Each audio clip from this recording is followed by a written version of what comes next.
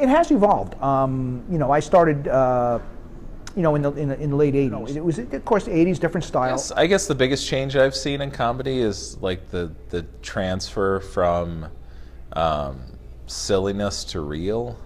Mark Matusof, and I've been doing comedy for over 27 years. My name is Mark Poolos. I've been doing it for 16 years. Like, that seems like the biggest shift that's happened over the last 16 years, where, back in 2000 when I started, like, everybody always had a gimmick and it almost seemed manufactured person on stage that they were doing. I don't know, what I've noticed, comedy's kind of gotten a little bit meaner.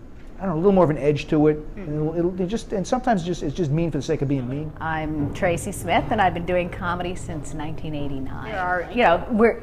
It's become a normal thing. When you tell somebody you're a comedian now, the person you're talking to knows another comedian or slept with another comedian, even if you're not in a big city. So that is the big, it used to be. Yes, I'm Rob Brackenridge. 30 years, I think. Frankie Paul, and I've been doing comedy 27 years. My name is Chris Winslow. I've been doing comedy since May of 2000. The pay has stayed the same, basically.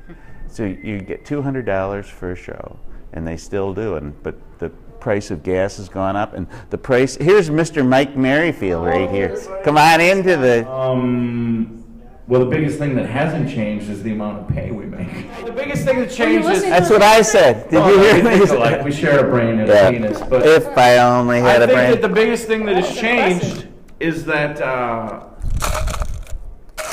people don't give a about stand-up comedy anymore. They don't understand how valuable live entertainment is. Like back in the day, you didn't have a choice. If you wanted to see some sort of entertainment, you had to go see it live. Now, I admit, to me, it would be even hard for me to go out to a comedy club and watch a comedy show, because I can sit at home and watch Bill Burr's, listen to it on surround sound in HD, and I don't have to risk going to a club and seeing someone as bad as Rob. Yeah, and that's a night room. There were a lot of people tonight that had to do that, and I'm so sick of you being the only one with a microphone. I felt so like sorry for it. If you were a professional, you'd have a splitter, and we would both have microphones. It's clearly that people are more sensitive now than they were even 16 years ago. The attention span, like I mentioned earlier, before cell phones, people paid attention because there's really nothing else for them to do. But now there's so many distractions that you really got to pound people to keep their attention these days. You can't give them a second to breathe or you lose them. My name is David Scott. I go by Mr. Showtime.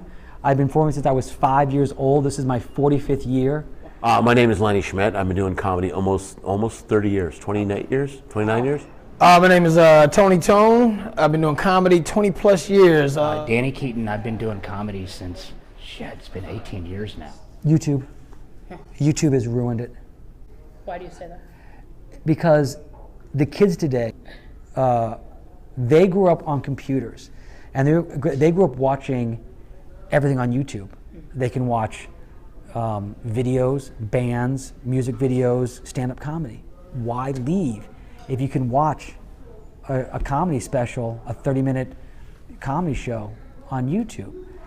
And they have no idea how better a live experience is. There is an energy at a live show that YouTube and the internet will never be able to replicate, ever.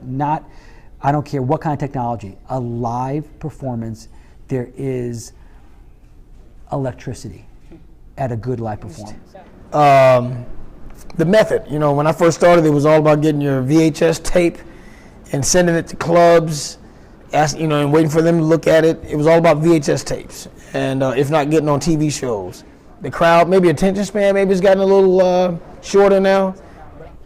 Social media has changed everything. It used to be, years ago, you had to, you toured, you got a mailing list, you got people to follow you, and you had to work years and get material. Now, if you're funny for a minute or two online, you can get a bunch of hits, a bunch of followers, and suddenly you're something. You're a name. You know what I mean? There's lots of guys now. All these YouTubers and younger people, podcasts are an even bigger thing now. My brother does a podcast, but social media has changed it, where it's given power to the performer, so that you can create your own career. You don't have to wait for somebody to go, I want you to do this show. You can actually do your own show and put it online.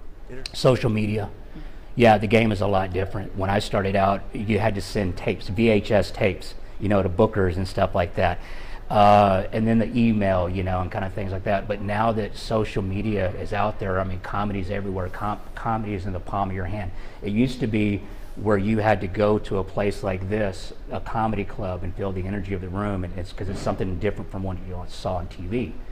I think social media has changed that now.